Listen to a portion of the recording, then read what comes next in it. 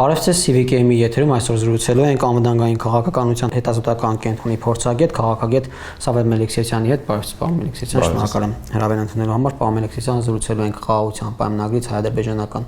հարաբերություններից։ Գիտենք, որ երկու չհամաձայնեցված կետերը Ադրբեջանի եւ Հայաստանի միջև խաղաղության պայմանագրի վերաբերյալ արդեն համաձայնեցվեցին, Հայաստանը համաձայնեց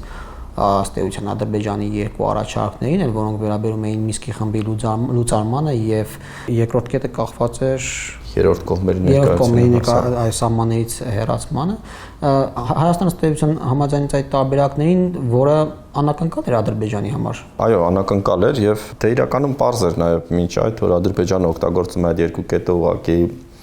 բանակցային գործընթացը հետաձգելու համար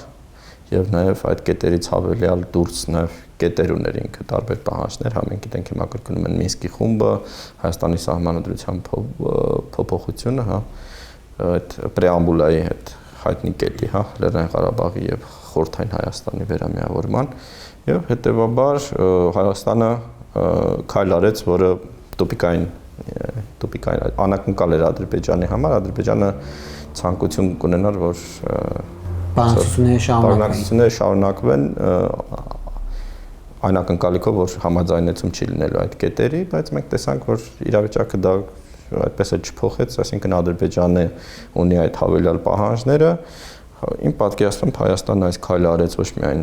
Ադրբեջանի համար, այլ նաև որ ցույց տա, որ մենք պատրաստ ենք, մենք իսկապես կառուցողական ենք, Ադրբեջանը հերթական անգամ ոնց որ չի ընդունում մեր պահանջները եւ սա նաեւ արտաքին լսարանի համար էր առաջին հերթին ԱՄՆ-ի նոր վարչակազմի, որը եկել է խաղաղություն աշխարհում, հա, այդ կարգախոսով եւ որը նաեւ մենք ռուս-ուկրաինական այդ բանակցությունների թեմայի, հա, եւ նաեւ պահանջների շուրջ եւ որ խոսակցություններ գնում Թրամփի կողմից, ինքը ասում էր, որ կողմերը պետք է կառուցողական լինեն, պատրաստ լինեն խաղաղության եւ այլն, Հայաստանը այստեղ ոնց որ նույն տրամաբանությամբ ցույց տվեց, որ ինքը պատրաստ է իսկապես խաղաղության եւ գնդակը Ադրբեջանի դաշտում է, թեև երեք օրինակ Իլհամ Ալիևի հայտարարությունում ինքը նշում էր, որ գնդակը Հայաստանի դաշտում է, որ այս ֆուտբոլային դիպլոմատիայի շարունակությունն է, հա, ոնց որ եթե այս տերմիներով խոսենք, ու պարզ է, որ հիմնական պատճառները ինչու չի կնքում խաղաղության պայմանագիրը, այն ամենայնիվ այդ տեքստը չի խաղաղության պայմանագրի, հա, որը հազիվ թե ինչ որ ոչ ստանդարտ երևույթ է, այսինքն միջպետական հարաբերությունների հաստատման բավականին ստանդարտ տեքստի մասին պետք է խոսքը լինի, առավել ևս եթե մենք կոմունիկացիաների կետն ենք հանում, որ նաև շատ կարևոր էր, հա, անցած տարի օգոստոսին հանվեց այդ կետը։ Առանձնացվեց եւ առանձին է բանակցվում։ Առանձնացվեց, այսինքն բուն տեքստի հետ կապված Ադրբեջանը հազիվ թե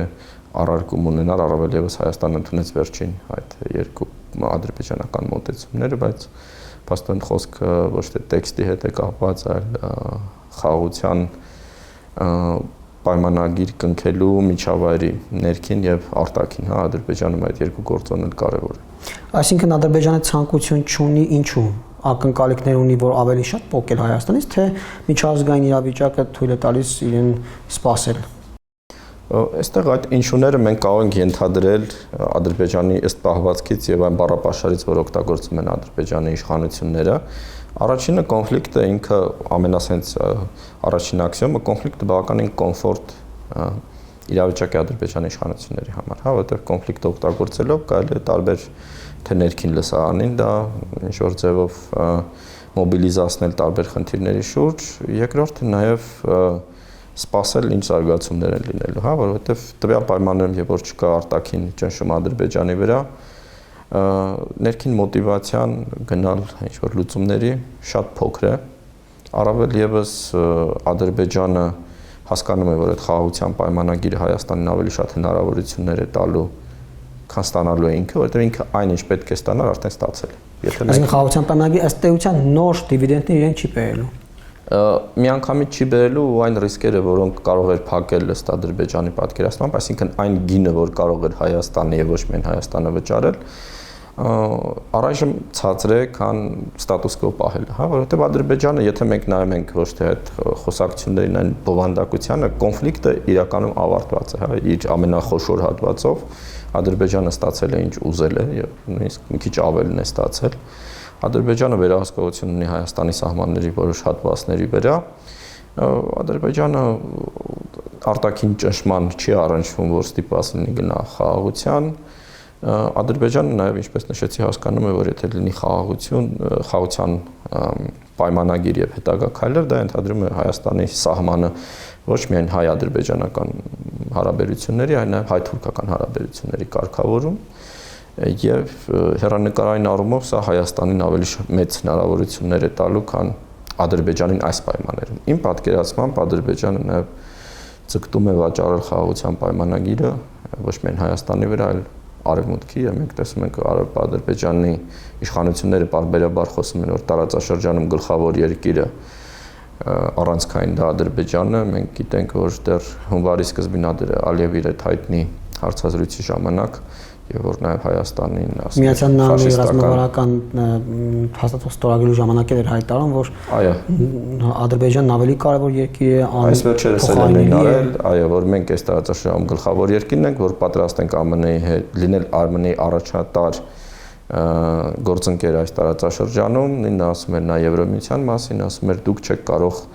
փորել մեր տակով թունել եւ կապնվել Կենտրոնական Ասիայի հետ, դուք պետք է մեզ հետ խոսեք։ Եթե մենք այլընտրանք ունենք Վրաստանը, ապա Ադրբեջանը իրոք չկա այլ։ Այո, եւ մենք տեսանք նաեւ Ուրսուլա ֆոն դեր Լայենի հայտարարության մեջ, որ Կենտրոնական Ասիայի հետ Եվրոմիությունը կարող է կապնվել միայն, եթե մենք չենք ենթադրում Ռուսաստանը ինչ-որ ֆանտաստիկայի ինչ-որ ժանրից է, պետք է անցնի Ադրբեջանը ճանապարհ։ Միջանցքի մասին է խոսքը։ Միջին Միջանցքի, տրանսկասպիան այդ Միջանցքի մասին եւ ադրբեջանական իշխանությունները շատ լավ հասկանում են իրենց երկրի աշխարհագրական կարևորագույն դիրքը եւ փորձում են մաքսիմալ թանկ գնով վաճառել իրենց արտաքին այդ որոշումները առաջին հերթին Արևմուտքի վրա, հա։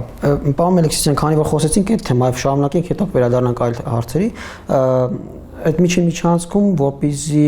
Թուրքիան եւս ներգրաված լինի, պետք է որ դա անցնի Հայաստանով, որովհետեւ այլ տարբերակով եթե Վրաստանով օրինակ գնա, կարող է շրջանցել Թուրքիան, մտնել Սևծով, օրինակ եւ հետագա արդեն դեպի Եվրոպա։ Այսինքն այստեղ Թուրքիան եւս շահագրգռված պետք է լինի, որպեսզի այդ ճանապարհը անցնի Ադրբեջան, Հայաստան, Թուրքիա գծով, հա։ Այստեղ Թուրքիան մեր դաշնակիցը չէ, այս հարցում եւ ինչպես կարող ենք մենք շահարկել այդ իրավիճակը։ Այո, եթե մենք ընդհանրում ենք Վրաստանի տարածքով այդ Միջանցքի ուղին, Վրաստանը ունի երկաթուղի իսկ Թբիլիսիից, որ Ադրբեջանով գնում է Թբիլիսի եւ գնում է Արևմտյան Վրաստան, այսինքն Փոթի եւ հետո Բաթումի եւ ինքը շրջանցում է Թուրքիան եւ ավելի հարմար աշխարհագրություն ունի։ Վրաստանը հիմա կառուցում է շատ մեծ ներդրումներ է կատարում մայրուղու վրա, որ տանել նույնպես տանում է դեպի Արևմուտք, մենք գիտենք էստակադաներով, բազմաթիվ թունելներով եւ այլն շատ խոշոր կոմունիկացիոն ինքը ծրագիր է եւ իհարկե եթե համեմատում ենք այն կարողություններին, որ տանում են Վրաստանից դեպի Թուրքիա, դա հիմա Բաքու-Թբիլիսի Կարս երկաթուղին է, որը ունի սահմանափակ թողունակություն եւ ֆունկցիոնալ կարողություններ, քանի որ լեռնային հատվածներով է անցնում հատկապես Ջավախքի եւ հետագա Ախալքալակի եւ հետագա այլ հատվածներում Թուրքիայի տարածքով եւ նաեւ բավականին անհարմար է, հետագայում ինքը երկարացնում է ճանապարհը եւ Կարսից էլի դու պետքա գնաս դեպի Արևմուտք, շրջանցելով Սևծովի նույն նավահանգիստները եւ այլն, եւ հետեւաբար իհարկե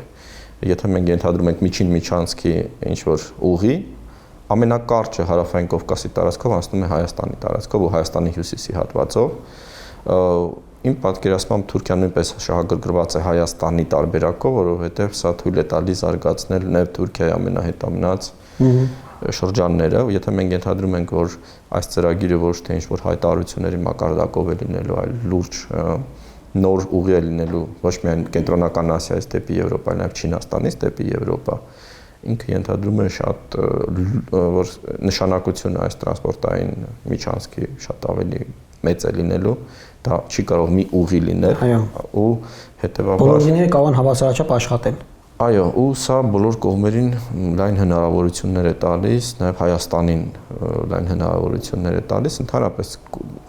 տարածաշրջանային կոնֆլիկտների, ինչքան շատ կոնֆլիկտներ ենք մենք լուծում, Հայաստանի տրանսպորտային դերը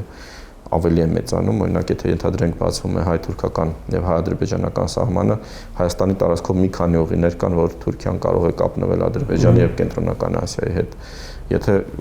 ասենք վրաց-աբխազական ռուսական կոնֆլիկտն է լուծվում, Աբխազիայի այդ երկաթուղին Հայաստանի տարածքով գնում է դեպի Նախիջևան, Իրան եւ այդ հյուսիս-հարավ առանցքի վրա, նաեւ մի քանի ավտոմոբիլային, հա, բացի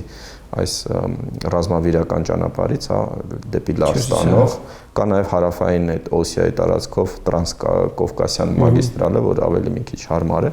Այսինքն ինչքան շատ հարցեր լուծվում են տարածաշրջանում, Հայաստանի դերը այդքան կարևոր է դառնում եւ կարծում եմ այս հաշվարկներից մտավախություններ որոշակի ունի նաեւ Իլհամ Ալիևը եւ ընդհանրապես ինքը Հայաստանին շարունակում է դիտարկել որպես վտանգավոր եւ պոտենցիալ վտանգ ներկայացնող պետություն, հա, Ադրբեջանի համար։ Այսօր կարծես թե 3 Ալիևը հայտարարություններ արել, որ Իրանի հետ շարունակում են քննարկումները Հայաստանը շրջանցող ճանապարհի կառուցման դեպի Նախիջևան եւ նշել էր, որ Հայաստանը կշարունակի մնալ փակուղում, եթե Նախիջևան դեպի իրենց ճանապարհ չտա, այսինքն սա պատճառաբանություններ է Ալիևը փնտրում, որպեսզի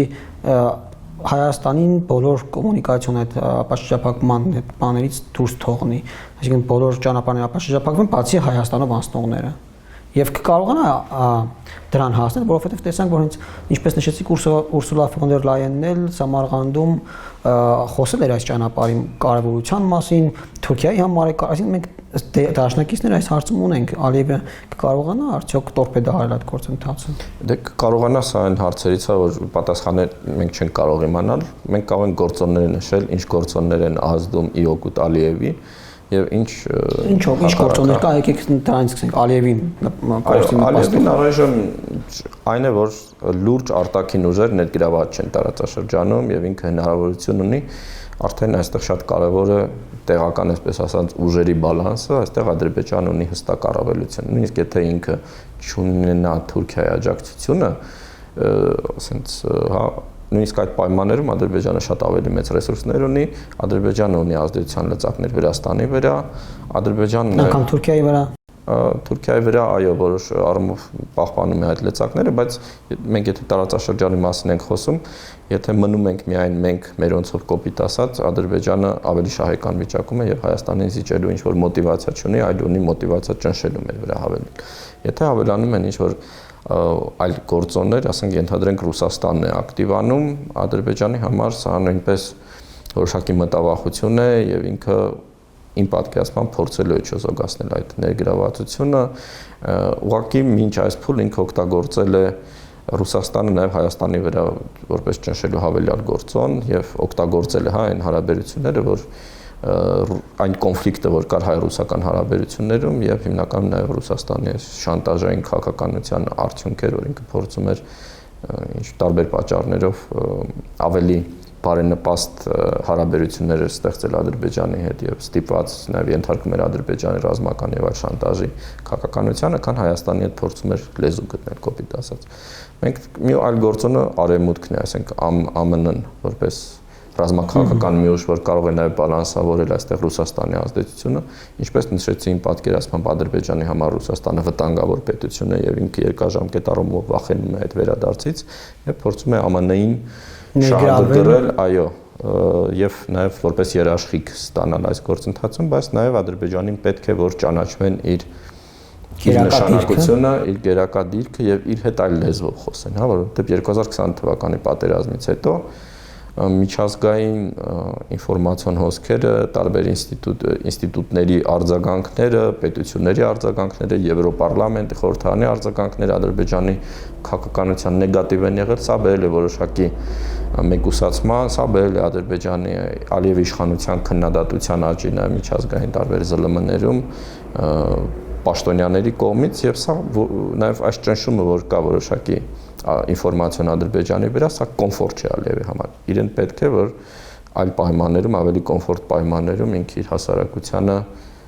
այս փոփոխությունները դրանց մեջ նաև եթե խաղաղության այդ կարգավորման գործընթաց Հայաստանի հետ ինքը կարողանա դա ցույց տալ որպես ձեռքբերում, որպես Ադրբեջանի նոր դերի եւ նոր դերակատարության ճանաչում, այլ ոչ թե ճնշման արդյունքում ինչ որ զիջումներ Ադրբեջանի կողմից, հա, այս պայմաններում Ադրբեջանը ուղղակի չի գնալու ինչ որ լուծումների եւ նաեւ իմ պատկերացմամբ Ադրբեջանը լավ հասկանալով իր աշխարհագրական դերը եւ որ ինքը շատ կարեւոր է թե ԱՄՆ-ի համար, թե Եվրամիության համար, Կենտրոնական Ասիա մուտք ստանալու համար, այսինքն ինքը այն ավազակն է, որ կանգնած է այդ ճանապարհին, հա, բանը սուրը ձեռքին, ինքը փորձելու է մաքսիմալ գին ստանալ վաճառել այդ իր որոշումը եւ թույլատվությունը եւ դրա փոխարեն իմ պատկասամ նաեւ պահանջելու է տնտեսական ներդրումներ իր տնտեսության մեջ, հա, որովհետեւ դեռ հունվարին Ալիևովին բողոքում էր, որ Եվրամիությունը բավարար ներդրումներ չի կատարում իր այդ գազա տրանսպորտային ինֆրաստրուկտուրայի մեջ, որ տանում է դեպի արևմուտք։ Ադրբեջանը երկարաժամկետ առումով այս տնտեսության այս համակարգը, որ ունի, հա, որ հիմնված է հիմնականում նավթի եւ գազի վրա, բավականին ռիսկային է եւ փորձում է այլ լուծումներ նաեւ գտնել, որպեսզի բալանսավորի եւ հեռանկարային դարձնի, հա, տնտեսության ինչ որ զարգացման հեռանկարները։ Ադրբեջանը մեծ ներդրումներ է արել նաև Ղարաբաղում, գրաված տարածքներում, հա, որ ինքը գրավեց հայկական ուժերի կողմից եւ դրանք իհարկե տպավորում են որոշ դեպքերում, օրինակ Մռավի Լեռնաշխթայի տակ անցնող 11.6 կիլոմետրանոց թունելը, որ տարածաշրջանում ամենաերկարն է ու իսկապես ֆանտաստիկ պրոյեկտ է, բայց եթե մենք փորձում ենք հասկանալ նշանակությունը որն է, որ լեռնային հաստատ արդեն այն բնակչությունը, որ ունեցել է նույն Քարվաճարի, Քելբաջարի տարածաշրջանը մինչև կոնֆլիկտը 93 թվականը, հայ, որ այնտեղ ադրբեջանական բնակչություն կա, չի վերականգնվելու, նույնը վերաբերում է Լաչինի շրջանին, իսկ որպես տարածիկ կոմունիկացիա դերի չունի անիմաստ է ինքը, ասենք եթե մենք ունենք Արաքսի ափով կոմունիկացիաներ հուսինցով, այնուամենայնիվ դա լեռնային տեղանք է եւ դեռ մի քանի այլ թունելներ պետք է կառուցես, ուր կառուցես, հա, ասենք։ Շարունակելով այդ ապաշրջափակման թեման, վերջերս Ադրբեջանը պատասխանել էր ոչ պաշտոնական, բայց խոսել էր Հայաստանի առաջարկների մասին ապաշրջափակման վերաբերյալ եւ նշել էր, որ Հայաստանի առաջարկները գործնական նշանակություն չունեն։ Ինձ մոտ տպավորություն է, պարոն Մելիքսյան, որ Ադրբեջանը ինչ որ կոնկրետ ճանապարհ է ուզում, որ այս ճանապարհը, որ Հայաստանը հրաժարվում է տրամադրել։ Ինքն ասում է, չէ, այդ կոմունիստ առաջարկները ինձ հետաքրքիր չեն, ինձ այս գործնական նշանակություն չունեն ինձ համար, այս սա է պետք, թե այլ բանի մասն է խոր։ Ինչ է նշանակում գործնական նշանակություն չունեն եւ որը կունենա գործնական նշանակություն իր համար։ Թե խոսքը ուղղակի միջանցքի մասն է, այսինքն ինքը գործնական նշանակություն տեսնում է միայն եթե դա անցնում է անխոչնդոտ միջանցքային տրամաբանությամբ։ Ադրբեջանը իմ պատկերացմամբ սա ընդհանուր էլի նույն մոտիվացիայի բացակայության խնդիր է, որ Ադրբեջանը չունի այդ մոտիվացիան գնալ հարաբերությունների կարգավորման ու նշված պատճառներով, հա, դրանից մեկը արտաքին ներգրավվածությունն է եւ հետեւաբար այս պայմաններում ինքը կարող է տարբեր պատրվակներ փնտրել, ինչու ինքը չի գնում այս լուծումներին, բայց իմ պատկերացմով ինքը շահագրգռված չէ պրակտիկ լուծումներ փնտրել այս բանում, հա, ինքը կարող է պահանջներ դնել հստակ հասկանալով, որ Հայաստանը դրանց հետ չի համաձայնվել, այսինքն այդ միջանցքային տրամաբանությամբ, բայց ես կարծում եմ, որ այնուամենայնիվ նպատակները նույնիսկ այդ միջանցքը չի, այլ ավելի այն լայն քաղաքական առևտուրը եւ նաեւ որոշակի մտավախությունները, որ Ադրբեջանը ունի։ Իմ պատկերացմամբ եթե մենք չենք ունենում արտաքին ինչ-որ ուժերի ներգրավվածություն, ամենակոմֆորտային իրավիճակը Ադրբեջանի հռետորական մակարդակով այս շանտաժի եւ էսկալացիայի լեզուն շարունակել, պրակտիկ առումով ոչինչ չփոխել գետնի վրա, հա, ուղղակի սպասել ինչ է լինելու Հայաստանում, ինչ փոփոխություններ են այստեղ լինելու եւ արդյոք արդարացած են այն մտավախությունները, որ իրենք ունեն, որ այստեղ կարող է ինչ-որ ռևանշիստական փոփոխություններ, հա, ռևանշիստական եւ այլն, որովհետեւ իմ կարծիքով Ադրբեջանում այնուամենայնիվ այն վախերը, որ կան Հայաստանի եւ կարողությունների նկատմամբ եւ այդ նաեւ տրամադրությունների եւ նաեւ Լեռնային Ղարաբաղի հարցի հնարավոր վերակենդանացման, իրենք այնուամենայնիվ հորինված չեն, իրական վախեր են, այսինքն իրենք փորձում են հասկանալ ինչ զարգացումներ են այստեղ լինելու նույնպես, հա, եթե չկան այլ երաշխիքներ, հա, արտաքին նաև որոշակի երաշխիքներ, որ Հայաստանը այս քայլերին չի գնա։ Ինչի մասին են կրակոցների մասին դեզինֆորմացիայի տարածումը։ Ադրբեջանը հող է նախապատրաստում, թե ուղղակի փորձում է ցույց տալ, որ միջավայրը խաղաղության համար նպաստավոր չի։ Մենք էլի գուշակում ենք ինչ կարող է լինել, բայց առաջինը ոնց որ արտահայտություն կար, եթե դու մուրճ ես քեզ համար բոլոր խնդիրները մեխի տեսք ունեն, հա, այսինքն այս գործիքակազմը, որ Ադրբեջանը հիմա օգտագործում է, կրակոցները կամ կրակոցների մասին տեղեկատվությունը, ինքը հայ-ադրբեջանական հակամարտության 94 թվականից հետո ամենահաջողակ ձևաչափերից է, եթե կարելի է այսպես ասել, որովհետև այս ստանդարտ ձևակերպումները ու հստակ կապը որոշակի դիվանագիտական գործընթացների հետ։ Մենք հիշում ենք նախկինում, նաև դեռ մինչև 2020 թվականը, 16 թվականը ինչ որ հանդիպում էր լինում, ասենք Հայաստանի իշխանությունների եւ Ալիևի միջև, որովհետեւ Ալիևը չի փոխում, Հայաստանի իշխանությունները փոխում են։ Միշտ այդ ոչի հայտարարություններն էին լինում էին իսկապես դիվերսիաներ, լինում էր ինչ որ փոխհրաձգություններ, փոխհրաձգություն եւ այլն, այսինքն այս ոճը ինքը ավանդական է, այս իշխանությունը ինքը իսկապես չի փոխվում, ինքը այդ համակարգը, որ ստեղծել է եւ այդ համակարգի տրամաբանությունը, որ աշխատում է, ինքը չի փոխվել եւ այդ միջոցներից ամենաբնական միջոցներից մեկն է չգնալ այն զիջումների կամ չգնալ այն քայլերի, որոնք իրենցից այդ պահին գուցե պահանջվում են, որովհետեւ այնուամենայնիվ, երբ որ Հայաստանը ընդունեց այդ երկու կետերը, ամենատրամաբանական արձագանքը դա ընդունելն ու հետագա ինչ որ քայլեր անելն էր, Ադրբեջանը դա չարեց եւ այդ վակուումը պետք է ինչ որ բանով լրացնել, ինչով լրացնես։ Այսինքն դա նաեւ գործիքը միջազգային գործընկերներին ներկայացնում, որ չնայած խաղաղության պայմանագիրը այո համաձայնեցրել ենք, բայց միջավայրը համապատասխան չի։ Նայեք, այստեղ կարող մենք ասենք, ու սա իմ պատկերացմամբ մի նպատակ չի, հա։ Կարող ենք ասել շարունակական լարվածություն կա եւ Հայաստանը մի կողմից խոսում է խաղաղության մասին, մյուս կողմից հայերը կրակում են։ Մեկ կարող ենք, եթե ես ցանկության ասել, նայեք, հայերը մեր վրա կրակում են, բայց եվրոդիտորների առաքելությունը չի արձագանքում եւ ասում է, որ կրակոցներ չկան։ Եթե թիրախը եվրոդիտորներն են, երկու կարելի է ներքին լսարանին ասել, նայեք, Հայաստանը ասում է, որ ինքը պատրաստ է խաղաղության պայմանագրի, բայց իրենք կրակում են հայը մնում է հայ, թուրքը մնում է թուրք, այդ ստանդարտ ձևաչափով։ Այսինքն կան տարբեր հնարավորություններ օգտագործել այս իրավիճակը տարբեր լսարանին, միջազգային լսարանին ուղղելով, ներքին լսարանին ուղղելով, Հայաստանի վրա ճնշում գործադրելով, որովհետև հստակ է, որ Ադրբեջանը խոսում է կրակոցներից, Հայաստանում թե իշխանությունները, թե հասարակությունը մի միտք է առաջանում, չի պատրաստվում արդյոք Ադրբեջանը գնալ ռազմական էսկալացիայի, պատերազմի եւ այլն, հա։ Իրենք հասկանում են, որ այս գործիքը մեր վրա ազդում է եւ կարելի է նույնիսկ ոչինչ չանելով։ Նյարդերի վրա ինչու չազդել հայերին, ստրեսի մեջ չպահել։ Ու սա շատ արդեն լավ աշխատող, ինչպես նշեցի, շատ հին գործիք է, որ Ադրբեջանը միշտ օգտագործել է եւ եթե չփոխվեն պայմանները, ինքը սա անելու է նաեւ հետագայում։ Պարոն Մելիքսյան, կանք Իրան-ԱՄՆ հարաբերությունների, որովհետև մեզ եւս էականորեն կարող է առնչվել այս հարաբերությունները, Թրամփը երեք կարծես հայտարարել է, որ հնարավոր են Իրանի դեմ ռազմական գործողություններ, եթե դա անհրաժեշտ լինի, այսինքն եւ չի երևում այս հարաբերությունների հետագան թե ինչ կարող է տեղի ունենալ, հաշվի առնելով նաև Միացյալ Նահանգների վարչակազմի անսպասելի, հա, մշտապես անսպասելի որոշումները, որ անկանխատեսելի են ուղղակի։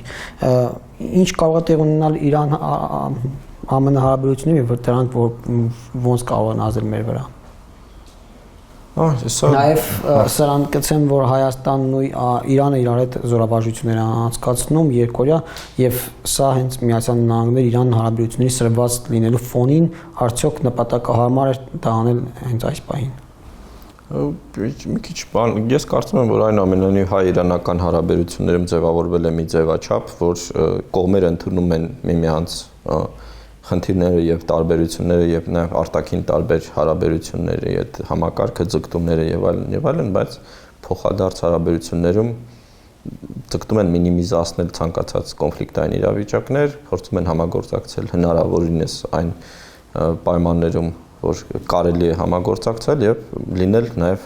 հայտարարությունների մակարդակով մաքսիմալ չեզոք կամ բարիդրացական, հա, որովհետեւ այնուամենայնիվ Իրանը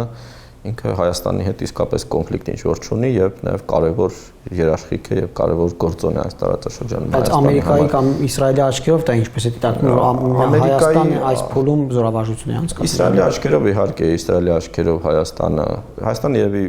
մարտահրավեր չի կամ սպառնալիք չի Իսրայելի համար, ուղղակի ինքը դիտարկում է Հայաստանը որպես պրո-իրանական երկիր եւ բարձր որ նաեւ այդ պատճառով մենք չունենք Իսրայելի հետ համապատասխան հարաբերություններ, ԱՄՆ-ի տեսակետից նույնպես կարծում եմ սա շատ աննշան գործընթաց է, որ ինչ որ ուշադրություն գրավի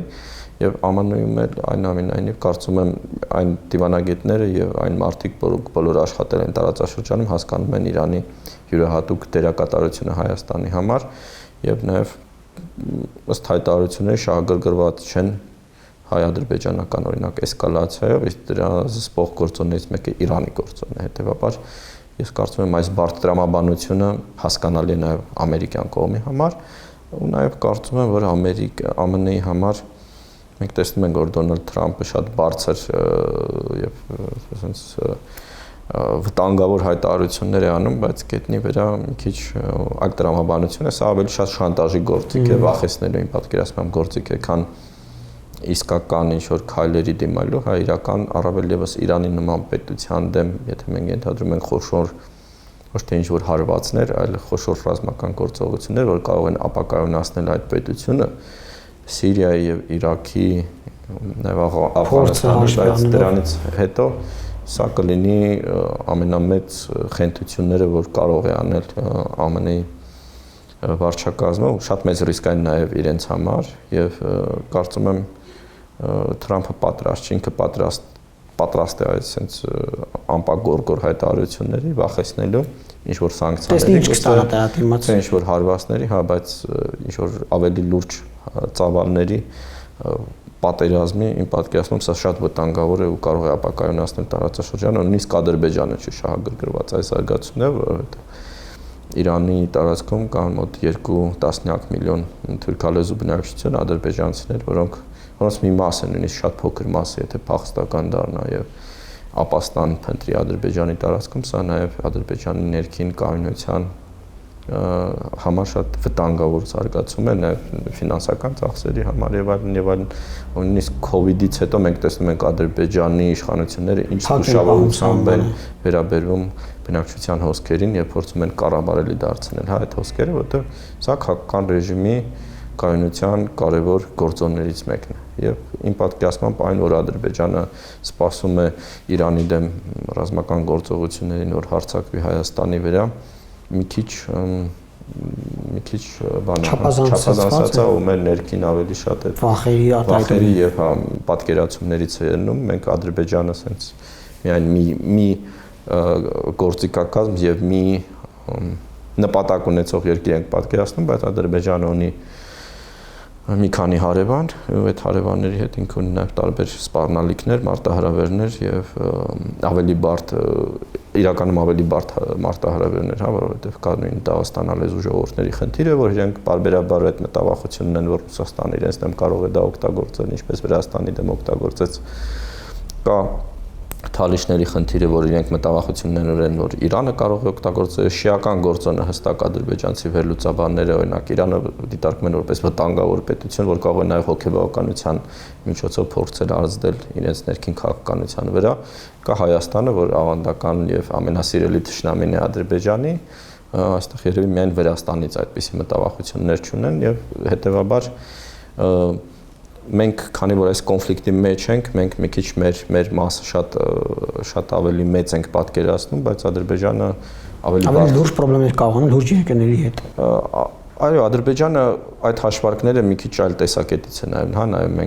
մենք սա չենք հասկանում, որովհետեւ մենք մտածում ենք, որ միայն այս մեր հետ կապված ինչ-որ խնդիրներ էին լուծում իր այդ հարաբերությունները։ Դուք նշեցիք, որ Ամերիկայի Միացյալ Նահանգները այդ ավանտյուրային, հա, չի գնա ամենայն հավանականությամբ Իրանի դեմ, բայց իսկ Իսրայելը Իսրայելը կցանկանա, որ ԱՄՆ-ն գնա այդ ավանտյուրայի, բայց ես կարող եմ միայն փոխանցել տվյալ բնագավառի մասնագետների կարծիքը, որոնք համարում են, որ այնուամենայնիվ Իսրայելի նույնիսկ այս վարչակազմը